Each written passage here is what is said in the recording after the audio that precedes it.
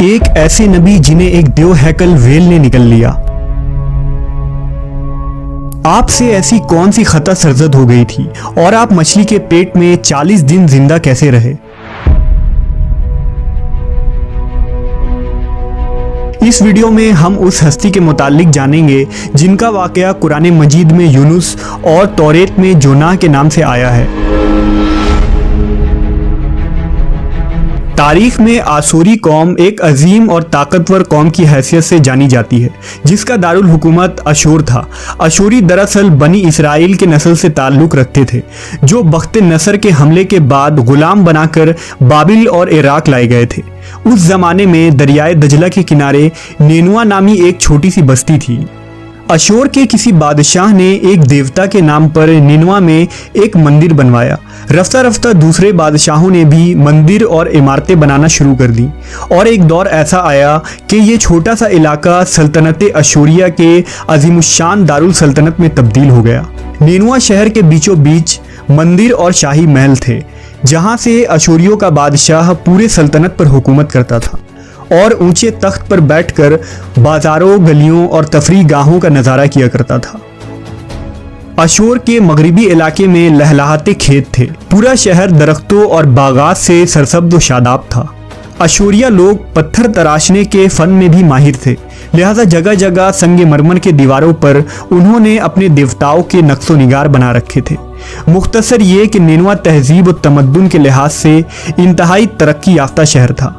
اشودر دیوتا ان کا سب سے بڑا دیوتا تھا۔ نیز یہ لوگ بادشاہ کو بھی خدا کا درجہ دیا کرتے تھے۔ یہ لوگ بت پرستی اور کفر و شرک میں مبتلا تھے۔ اس وقت نینوا کی آبادی 1 لاکھ سے زیادہ تھی اور یہ 700 قبل مسیح کا زمانہ تھا۔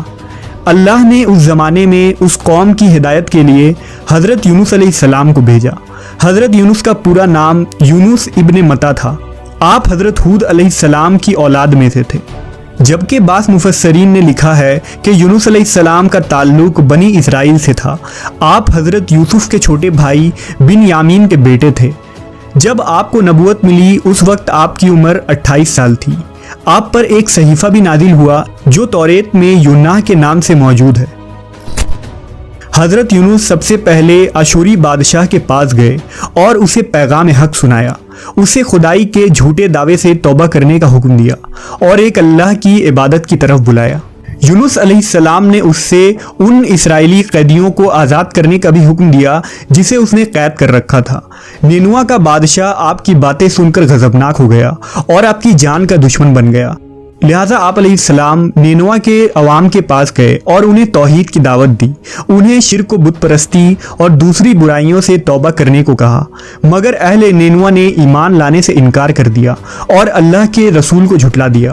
یونس علیہ السلام مسلسل اس کوشش میں رہے کہ ان کی قوم کے لوگ راہ راست پر آ جائیں۔ آپ نے انہیں بہت سمجھایا اور دعوت کے کام کو جاری رکھا۔ دیکھتے دیکھتے 40 سال کا عرصہ گزر گیا، لیکن یہ قوم حضرت یونس کا انکار کرتی رہی اور شرک پر ڈٹے رہے۔ نیز حضرت یونس کو دھمکیاں بھی دی گئیں کہ اگر آپ نے اشودر دیوتا کے خلاف کچھ کہا تو وہ آپ کو قتل کر دیں گے۔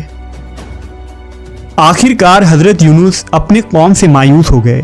جب ان کی سرکشی اور نافرمانی انتہا کو پہنچ گئی تو اللہ نے حضرت یونس کو حکم دیا کہ لوگوں کو آگاہ کر دو کہ 3 دن کے اندر ان پر عذاب آنے والا ہے۔ لہٰذا آپ نے اہل نینوا کے سامنے اعلان کیا کہ اگر تم نے 3 دنوں کے اندر بت پرستی اور شرک سے توبہ نہ کی تو تم پر اللہ کا قہر نازل ہوگا اور پورا شہر تباہ و برباد ہو جائے گا۔ لوگوں نے آپ کا مذاق اڑایا اور جواب میں کہا، ہم تمہارے رب کی طرف سے عذاب کے منتظر رہیں گے۔ آپ کی قوم نے آپس میں مشورہ کیا تو اس بات پر سب کا اتفاق ہوا کہ یونس کو کبھی جھوٹ بولتے نہیں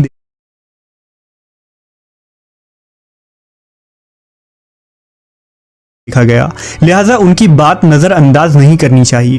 مشورے میں یہ بھی طے ہوا کہ دیکھا جائے کہ اگر یونس علیہ السلام رات بستی کے اندر اپنے گھر میں مقیم رہتے ہیں تو سمجھ لو کہ کچھ نہیں ہوگا، اور اگر وہ یہاں سے کہیں اور چلے جاتے ہیں تو یقین کر لو کہ صبح عذاب ضرور آئے گا۔ حضرت یونس علیہ السلام رات کو اس بستی سے نکل گئے۔ صبح ہوئی تو عذاب الہی کا ایک سیاہ دھواں بادل کی شکل میں بستی والوں کے سروں پر منڈلانے لگا۔ جب وہ ان کے قریب ہونے لگا تو ان لوگوں کو یقین ہو گیا کہ اب وہ سب ہلاک ہونے والے ہیں۔ دراصل حضرت یونس علیہ السلام اپنی قوم سے ناراض ہو کر چلے گئے تھے، مگر انہیں وہاں سے نکلنے کا حکم نہیں دیا گیا تھا۔ وہ عذاب کی اطلاع دینے کے بعد اللہ کی اجازت کے بغیر اپنا علاقہ چھوڑ گئے تھے۔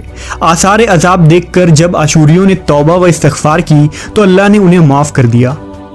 اللہ تعالیٰ کسی قوم کو اس وقت تک عذاب نہیں دیتا جب تک وہ اپنی حجت پوری نہیں کر لیتا۔ پس جب یونس علیہ السلام نے اس قوم میں مہلت کے آخری لمحے تک نصیحت کا سلسلہ جاری نہیں رکھا اور اللہ کے مقرر کردہ وقت سے پہلے وہ خود ہی ہجرت کر گئے تو اللہ کے انصاف نے اس قوم کو عذاب دینا گوارا نہ کیا اور انہیں معاف کر دیا گیا۔ جب حضرت یونس علیہ السلام فرات کے کنارے پہنچے تو ایک کشتی کو مسافروں سے بھرا ہوا پایا۔ حضرت یونس کشتی میں سوار ہو گئے اور کشتی نے لنگر اٹھایا۔ پورے دن میں کشتی سمندر میں سکون سے چلتی رہی۔ اچانک اونچی اونچی لہریں اٹھنے لگیں۔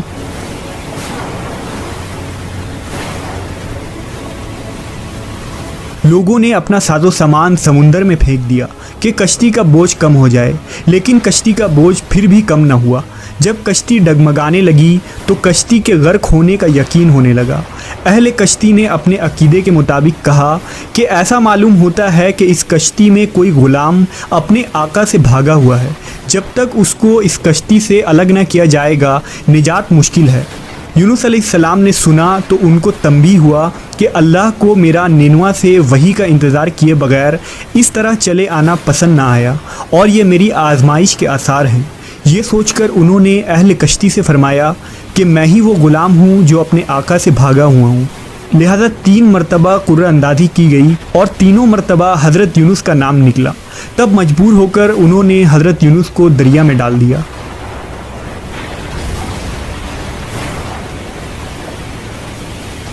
اس وقت اللہ نے ایک بڑی مچھلی کو حکم دیا کہ انہیں نگل لو، یہ تمہاری غذا نہیں ہے، اس لیے ان کے جسم پر کوئی تکلیف نہیں ہونی چاہیے۔ مچھلی نے حضرت یونس کو اپنے پیٹ میں نگل لیا۔ یونس علیہ السلام نے جب مچھلی کے پیٹ میں خود کو زندہ پایا تو بارگاہ الہی میں اپنی ندامت کا اظہار کیا کہ میں وحی الہی کا انتظار کیے بغیر اور اللہ سے اجازت لیے بغیر امت سے ناراض ہو کر نینوا سے نکل آیا۔ حضرت یونس نے مچھلی کے پیٹ میں اللہ کو پکارا۔ ان پر 3 اندھیرے اکٹھے ہو گئے تھے، رات کا اندھیرا، مچھلی کے پیٹ کا اندھیرا اور سمندر کا اندھیرا۔ آپ نے ان اندھیروں میں یہ کلمات کہے: اللہ تیرے سوا کوئی معبود نہیں، تو یکتا ہے، میں تیری پاکی بیان کرتا ہوں، بے شک میں اپنے نفس پر خود ہی ظلم کرنے والا ہوں۔ روایتوں کے مطابق اگر حضرت یونس یہ تسبیح نہ کہتے تو قیامت تک مچھلی کے پیٹ میں رہتے۔ رسول اللہ صلی اللہ علیہ وسلم نے فرمایا کہ جب یونس نے یہ دعا کی تو یہ کلمات عرش کے گرد گھومنے لگی۔ فرشتے کہنے لگے کہ یہ بہت دور دراز جگہ سے آواز آ رہی ہے، لیکن کان اس سے پہلے اس سے آشنا ضرور ہیں اور آواز بہت ہی کمزور ہے۔ اللہ نے حضرت یونس کی درد بھری آواز کو سنا تو فرمایا: کیا تم اس آواز کو نہیں پہچانتے؟ انہوں نے کہا نہیں۔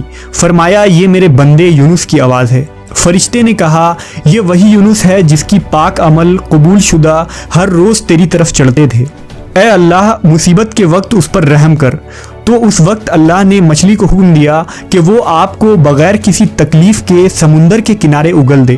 روایتوں کے مطابق یونس علیہ السلام 40 دن اس مچھلی کے پیٹ میں رہے اور اس کے بعد اللہ کے حکم سے اس مچھلی نے آپ کو سمندر کے کنارے اگل دیا۔ مچھلی کے پیٹ میں رہنے کی وجہ سے آپ کا جسم ایسا ہو گیا تھا جیسے کہ پرندہ کا پیدا شدہ بچہ جس کا جسم نرم ہوتا ہے اور جسم پر بال تک نہیں تھے۔ غرض حضرت یونس بہت ہی کمزور اور ناتواں حالت میں خشکی پر ڈال دیے گئے تھے۔ اس کے بعد اللہ نے سمندر کے کنارے پر ایک بیلدار درخت اگایا۔ روایتوں کے مطابق وہ کدو کا پودا تھا جس کے ذریعہ حضرت یونس علیہ السلام پر سایہ ہو گیا۔ اس کے علاوہ اللہ نے ایک جنگلی بکری بھیج دی جو زمین کی گھاس اور جڑی بوٹیاں کھاتی تھی اور صبح و شام آپ کو دودھ پلاتی تھی، یہاں تک کہ آپ تندرست ہو گئے۔ حضرت یونس درخت کے اس سائے میں جھوپڑی بنا کر رہنے لگے۔ یونس علیہ السلام کی قوم انہیں تلاش کرتی ہوئی ایک دن اس ساحل کے کنارے پہنچ گئی اور انہوں نے آپ کو دیکھ لیا۔ انہوں نے آپ کے ہاتھ پر اسلام کی بیعت کر لی اور ساتھ ہی اللہ سے توبہ و استغفار کرنے لگے۔ यूनुस अलैहिस्सलाम दोबारा निनवा चले गए और वहां रहकर अपनी कौम की रहनुमाई फरमाई। हजरत यूनुस की जिंदगी निनवा ही में गुजरी और वहीं आपका इंतकाल हुआ। इस किस्से से हमें यह सबक मिलता है कि किसी भी हाल में अल्लाह की रहमत से मायूस नहीं होना चाहिए और ना ही हिदायत के